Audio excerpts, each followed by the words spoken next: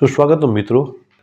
ધોરણ 10ના ગણિતમાં દ્વિચલ સુરેખ સમીકરણ યુગ્મ પ્રકરણમાં આજે આપણે દ્વિચલ સુરેખ સમીકરણ યુગ્મના પ્રકારો જોવાના છે. આ પ્રકારોમાં આપણે આજે પ્રથમ પ્રકાર જોવાનો છે સુસંગત સમીકરણ યુગ્મ. તો ચાલો શરૂ કરીએ. આજનો મુદ્દો છે દ્વિચલ સુરેખ સમીકરણ યુગ્મના પ્રકાર, જેમાં પ્રથમ પ્રકાર છે સુસંગત સમીકરણ યુગ્મ.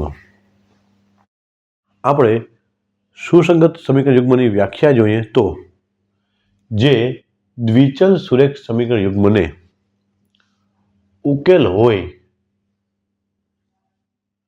તેવું સમીકરણ યુગ્મ સુસંગત છે તેમ કહેવાય. જે દ્વિચલ સુરેખ સમીકરણ યુગ્મને ઉકેલ હોય તેવું સમીકરણ યુગ્મ સુસંગત છે તેમ કહેવાય. આ પ્રકારમાં સમીકરણ યુગ્મનો આલેખ છેદતી રેખા મળે.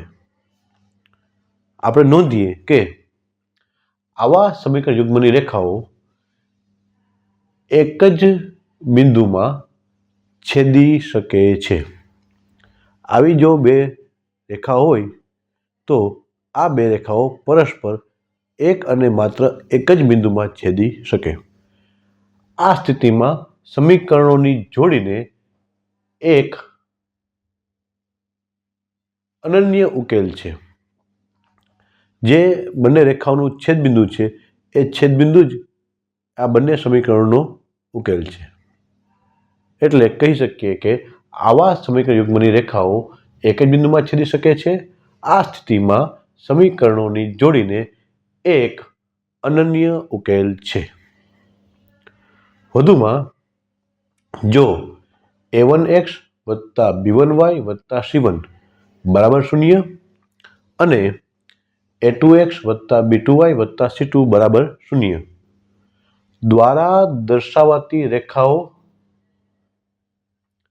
છેદતી રેખાઓ હોય તો એની શરત છે a1 છેદમાં a2 બરાબર ન હોઈ શકે b1 છેદમાં b2.